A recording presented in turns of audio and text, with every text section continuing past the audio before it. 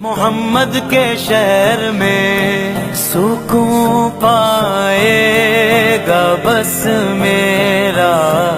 دل مستر مدینے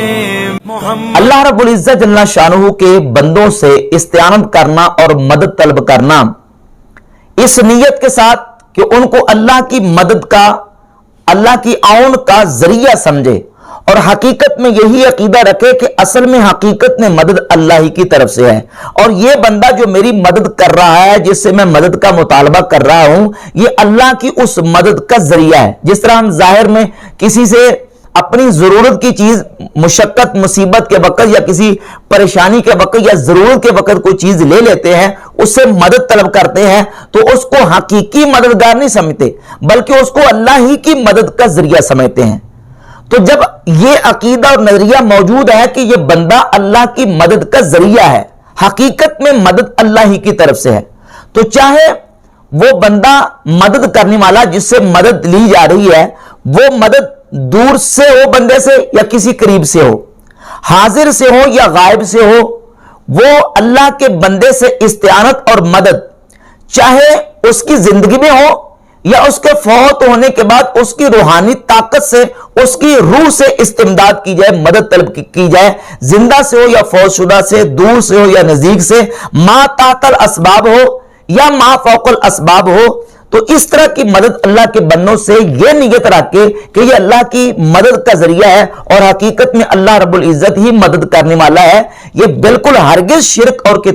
نہ شرک ہے اور نہ ہی کتاب و سنت کے خلاف ہے، بلکہ قرآن اور حدیث میں اس کا ثبوت موجود ہے، باقاعدہ احادیث سے طیبات موجود ہے، اور امت کے بڑے بڑے اکابر علماء اولیاء اور محدثین اور ائمہ کا اس پر عمل ہے۔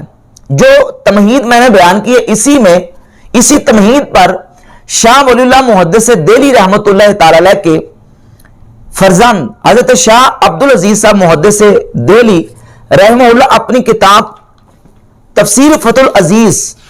کی پہلی جلد صفحہ 10 پر سورہ فاتحہ کی تفسیر بیان کرتے ہوئے لکھتے ہیں کہ باید فہمید کہ استعانت از غیر بوجہ کے اعتماد برآں غیر باشد و اوڑا مظہر اون الہی ندانت حرام است۔ فرماتے ہیں کہ جان لینا چاہیے کہ غیر سے اس طرح استعانت کرنا کہ اس پر مکمل اعتماد ہو اور اس کو اللہ کی مدد کا مظہر نہ سمجھا جائے، ایسی مدد غیر سے حرام ہے، اور اگر التفات محض بجانب حق و اورا یکے از مظاہر اون دانستہ، فرماتے ہیں اگر محض توجہ اللہ کی طرف ہو اور اس بندے کو اللہ کی مدد کا مظہر جانے و نظر بکارخانہ اسباب و حکمت او تعالی در آن نمودہ بغیر استعانت ظاہری نمائد دور از عرفان نہ خواہد بود۔ فرماتے ہیں کہ بندے کی نظر اللہ کے اسباب و حکمت پر ہو اور اس بندے سے جو مدد طلب کی جا رہی ہے تو وہ اگر مدد طلب کرتا ہے تو یہ مدد عرفان سے دور نہیں ہے، وہ در شرع نیز جائز و رواست و انبیاء و اولیاء ای نوع استعانت بغیر کردن۔ فرماتے ہیں کہ یہ جو مدد ہے یہ جائز ہے اللہ کے بندوں سے، اور انبیاء اور اولیاء نے اس قسم کی مدد جو ہے وہ اللہ کے بندوں سے لی ہے، اور بالخصوص اس سلسلے میں اللہ کے نبیوں کا اللہ کے بندوں سے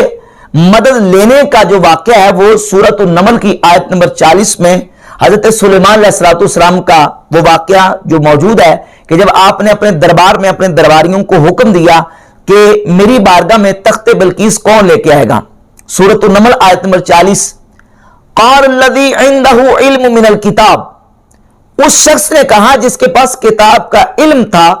انا آتی کبھی قبل ان یرتد الیک طرفک، میں آپ کی بارگاہ میں تخت بلقیس لے کے آؤں گا آپ کی آنکھ جھپکنے سے پہلے، آپ کی آنکھ قبل ان یرتد الیک طرفک، آپ کی آنکھ جھپکنے سے پہلے آپ کی بارگاہ میں تخت بلقیس پیش کر دوں گا۔ اب یہ تخت بلقیس لانے والے کون تھے؟ یہ حضرت سلیمان علیہ السلام کے کاتب اور منشی آصف بن برخیہ تھے۔ سیدنا عبداللہ ابن عباس رضی اللہ تعالی عنہ سے السنن الکبریٰ للبیہقی میں اور شرح اصول اعتقاد اہل سنہ میں علامہ ہبت اللہ اللالکائی المتوفہ 418 ہجری انہوں نے اپنے سند کے ساتھ بیان کیا کہ آصف بن برخیہ تھے جو سلیمان علیہ السلام کے کاتب اور منشی تھے، جو ملکہ بلقیس کا تخت لانے والے تھے۔ اب وہ تخت کس طرح لے کے آئے؟ آنکھ جھپکنے سے پہلے۔ اب سوال یہ پیدا ہوتا ہے کہ کس طاقت کے ساتھ لے کے آئے؟ کون سے ظاہری اسباب تھے جن ظاہری اسباب کو بروئے کار لا کر انہوں نے ملکہ بلقیس کا تخت جو ہے وہ سلیمان علیہ الصلوۃ والسلام کی بارگاہ میں پیش کر دیا؟ بظاہر کوئی ظاہری اسباب نہیں ہے، تو وہ جو تخت لے کے آئے وہ اللہ رب العزت کی دی ہوئی روحانی طاقت سے لے کے آئے۔ تو بندہ مومن جب دنیا میں ہوتا ہے اس وقت بھی اللہ اس کو روحانی طاقت عطا کرتا ہے، اور جس وقت دنیا سے انتقال فرما جاتا ہے تو دنیا سے انتقال کرنے کے بعد اس کی روحانی طاقت اور زیادہ بڑھ جاتی ہے۔ تو اللہ کے بندے سے اس کی زندگی میں یا اس کے فوت ہونے کے بعد اس کی روح کی طاقت سے بندہ استمداد اور استعانت کرتا ہے، تو بالکل یہ قرآن و حدیث کے خلاف نہیں ہے، بلکہ اس پر ایک صریح اور واضح حدیث موجود ہے نبی پاک صلی اللہ تعالی علیہ وآلہ وسلم سے مرفوعاً اور حضرت عبداللہ ابن عباس رضی اللہ تعالی عنہ سے موقوفاً متعدد کتب احادیث میں یہ حدیث موجود ہے۔ سردست یہ حوالہ امام ابو بکر ابن عمر البزار المتوفہ 292 ہجری کی کتاب مسند البزار کی جلد نمبر 5 صفحہ نمبر 423 مطبوعہ دار الحدیث القاہرہ مصر سے چھپی ہے، اور حدیث کا نمبر ہے 4975۔ سیدنا عبداللہ ابن عباس رضی اللہ تعالیٰ عنہ فرماتے ہیں کہ رسول اللہ صلی اللہ علیہ وآلہ وسلم نے فرمایا ان للہ ملائکۃ فی الارض سوی الحافظات، اللہ رب العزت کے کچھ فرشتے ہیں جو کہ محافظین فرشتوں کے علاوہ ہیں، یکتبون ما سقط من ورق الشجر، جو درختوں کے پتے گرتے ہیں وہ ان کو لکھنے والے ہیں۔ فَإِذَا أَصَابَ أَحَدُكُمْ عَرْجَةً بِأَرْضِ فَلَاتٍ، تم میں سے جب کسی شخص کو کسی ویرانے میں جنگل بیابان میں کوئی مسئلہ پیش آ جائے، فَلْيُنَادِي أَعِينُوا عِبَادَ اللَّهِ، اے اللہ کے بندو میری مدد کرو، یہ کہو۔ فرمایا کہ تم نے یہ کہنا ہے فَلْيُنَادِي، پس وہ ندا دے، وہ پکارے، وہ بلائے، اور کیا کہے؟ اے اللہ کے بندو اعینوا عباد اللہ، اے اللہ کے بندو میری مدد کرو۔ یہ روایت سیدنا عبداللہ ابن عباس رضی اللہ تعالی عنہ اس کے راوی ہیں مرفوعاً رسول اللہ صلی اللہ تعالی علیہ وآلہ وسلم سے۔ امام بزار نے اس کو بیان کیا، اس کے محقق نے نیچے اس کی سند کو حسن لکھا ہے، اور اسی روایت کو امام حیثمی نے اپنی کتاب مجموع الزوائد کی جلد نمبر 10 صفحہ نمبر 188 پر روایت کا نمبر ہے 17104، اس کو بیان کیا اور بیان کر کے نیچے لکھتے ہیں رواہ البزار ورجالہ ثقات، کہ اس حدیث کو امام بزار نے اپنی مسند میں ذکر کیا ہے اور اس کے تمام رجال ثقہ ہیں۔ اور اسی روایت کو غیر مقلدین کے بہت بڑے عالم ہیں نواب صدیق حسن بھوپالی اپنی کتاب نزل الابرار مطبوعہ دارو ابن حزم بیروت لبنان سے صفحہ نمبر 656 اور 57 پہ اسی موضوع کی روایات ذکر کی ہیں، اور مسند بزار کی یہی روایت ذکر کر کے نیچے اس کے محقق یحییٰ عمر نے لکھا ہے کہ سندہ صحیح، اس کی سند صحیح ہے۔ تو نبی پاک صلی اللہ تعالی علیہ وآلہ وسلم سے مرفوعاً یہ حدیث موجود ہے، اور اسی حدیث کو امام بخاری مسلم کے استاذ امام ابو بکر ابن ابی شیبہ اپنی کتاب المصنف لابن ابی شیبہ جلد 15 صفحہ 445 اور حدیث کا نمبر ہے 30,339 نمبر، یہی حدیث لے کے حضرت عبداللہ ابن عباس رضی اللہ تعالیٰ عنہ سے اگر کسی جنگل بیابان میں تمہیں کوئی مسئلہ پیش آ جائے تو تم اللہ کے بندوں کو پکار کے کہو کہ اے اللہ کے بندوں میری مدد کرو۔ اس حدیث کے نیچے محقق شیخ عبامہ لکھتے ہیں کہ بالحدیث موقوف لفظا مرفوع حکما، کہ یہ حدیث جو ہے وہ لفظا موقوف ہے اور حکما مرفوع ہے، یعنی حضرت عبداللہ ابن عباس رضی اللہ تعالیٰ عنہ تک پہنچے یا رسول اللہ صلی اللہ علیہ وآلہ وسلم تک پہنچے، دونوں اعتبار سے اس حدیث کا حکم یہ ہے کہ یہ حدیث جو ہے وہ مرفوع ہے، کیونکہ اس طرح کی بات صحابی اپنی طرف سے نہیں کر سکتے، بلکہ صحابی رسول نبی پاک صلی اللہ تعالی علیہ وآلہ وسلم سے سن کر ہی اس طرح کی بات کرتے ہیں۔ اور نیچے اسی حدیث کے محقق لکھتے ہیں کہ حدیث حسن الاسناد، کہ یہ حدیث حسن الاسناد ہے۔ یہ حضرت عبداللہ ابن عباس رضی اللہ تعالی عنہ سے مرفوعاً جن کتب حدیث میں ہیں مستب بزار میں، مجموع الزوائد میں اور مصنف ابن ابی شیبہ میں موقوفاً سیدنا عبداللہ ابن عباس رضی اللہ تعالیٰ سے میں اس کا حوالہ پیش کر چکا ہوں، اور یہی حدیث اسی موضوع اور مضمون کی सैयदना अब्दुल्लाह इब्न मसऊद रदी अल्लाह ताला अन्हु से इमाम अबुल कासिम सुलेमान इब्न अहमद तबरानी अपनी किताब अल मोजमुल कबीर लित तबरानी जिल्द नंबर 5 और सफा नंबर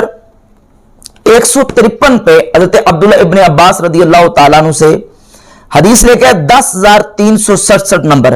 कि अब्दुल्ला इब्न मसूद रदी अल्लाह ताला फरमाते हैं कि रसूलुल्लाह सल्लल्लाहु अलैहि वसल्लम ने फरमाया, इदन फलतत दाबतु अहदिकुम बिअर्द फलातिन,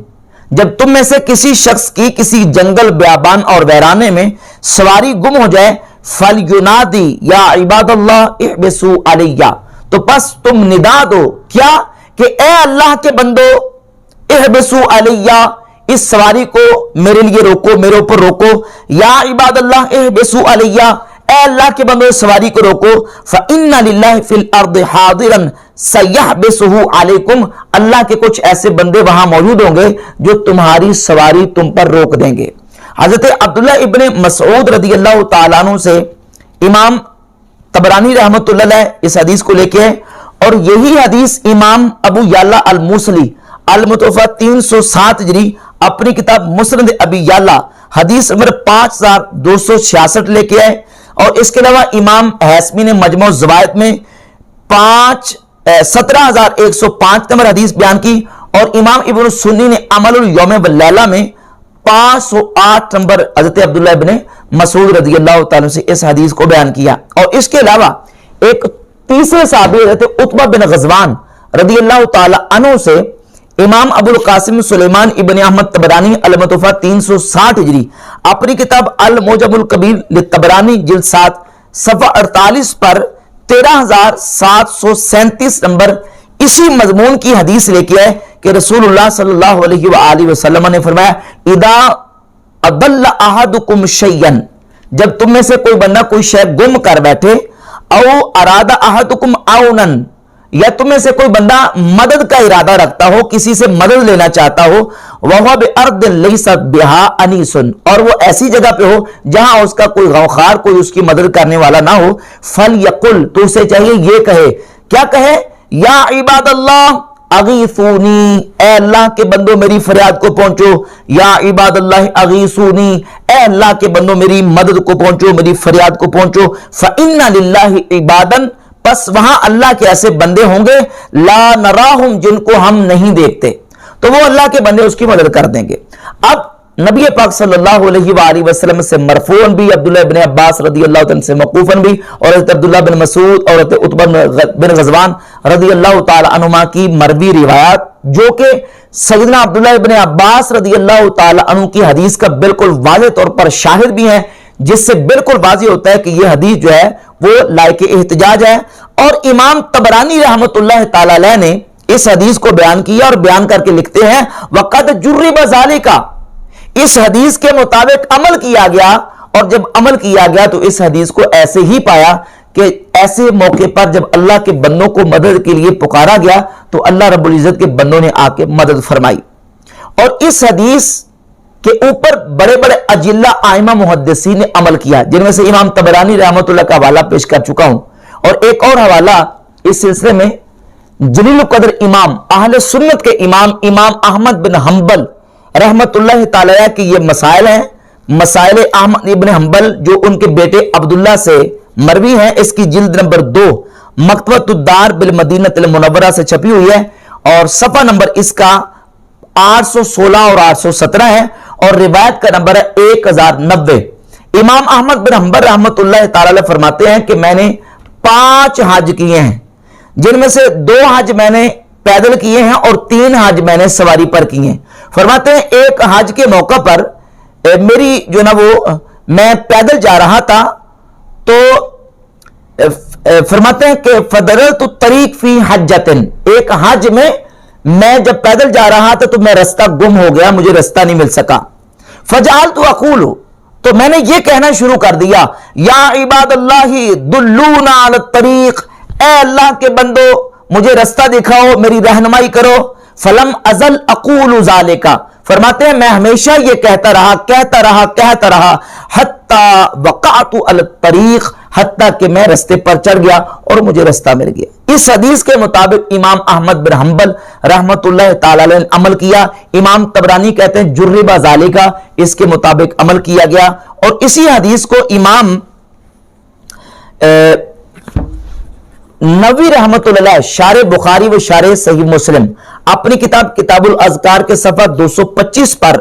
ذکر کرتے ہیں، روایت نمبر 628، اور اس حدیث کو بیان کرنے کے بعد لکھتے ہیں کہ حقالی بعض شیوخنا الکبار فی العلم، میرے جو بڑے بڑے علم میں شیوخ ہیں، میرے استاذ ہیں، انہوں نے مجھے یہ بیان کیا کہ انہو ان فلتت لہو دابتن، کہ رستے میں کہیں سفر میں ان کی سواری گم ہو گئی، اظنھا بغلتن۔ امام نووی رحمۃ اللہ فرماتے ہیں کہ میرے استاد محترم جو علم میں میرے بڑے شیخ تھے وہ کہنے لگے کہ جب میری سواری گم ہوئی تو امام نووی کہتے ہیں کہ میں گمان کرتا ہوں کہ وہ کھچر ہوگا۔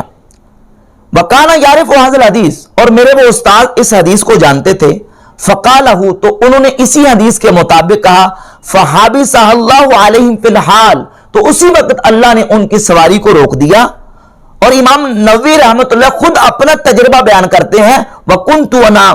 مَرَّةً مَعَ جَمَاعَةٍ، کہتے ہیں میں بھی ایک دفعہ ایک جماعت میں سفر میں تھا، فَانْفَلَتَتْ مِنْهَا بَهِيمَةٌ، اور ان جماعت سے ان کی سواری جو ہے وہ گم ہو گئی، وَعَجَزُوا عَنْهَا، اور وہ اس کو پکڑنے سے عاجز آگے بے بس ہو گئے، فَقُلْتُهُ، پس میں نے یہی کہا، جب میں نے یہی کہا کہ اے اللہ کے بندو ہماری مدد کرو، اے اللہ کے بندو ہماری فریاد کو پہنچو، تو فرماتے ہیں فوقفت فی الحال بغیر سبب سوا ھذا الکلام، اس کلام کے علاوہ کوئی سبب نہیں تھا، بغیر سبب کے وہ سواری ٹھہر گئی اور ہمیں وہ سواری مل گئی۔ تو امام طبرانی بھی کہتے ہیں تجربہ اس کے مطابق ہے۔ امام احمد ابن حنبل اہل سنت کے امام وہ خود اس حدیث کے مطابق تجربہ کر رہے ہیں، امام نووی رحمت اللہ اس حدیث کے مطابق تجربہ کر رہے ہیں، اور بہت بڑے عظیم المرتبت امام ہیں امام عبداللہ بن مبارک رحمت اللہ تعالی علیہ، ابو اسماعیل عبداللہ بن محمد الحربی المتوفہ 481 ہجری اپنی کتاب ذم الکلام و اہلہ کے جز 4 صفحہ 14 پر امام عبداللہ بن مبارک رحمت اللہ کا واقعہ لکھتے ہیں کہ سواری میں ان کو بھی اس طرح کا مسئلہ پیش آیا، تو انہوں نے بھی یہی پکارا، اے اللہ کے بندو میری مدد کرو، اے اللہ کے بندو میری فریاد کو پہنچو، تو اللہ رب العزت نے ان کا مسئلہ حل فرما دیا۔